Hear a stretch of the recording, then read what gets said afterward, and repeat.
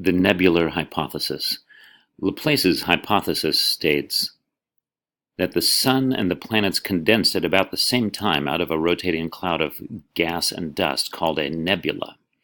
Modern scientific calculations support Laplace's hypothesis and help explain how the Sun and the planets formed from an original nebula of gas and dust. Matter is spread throughout the universe. Some of this matter gathers into clouds of dust and gas.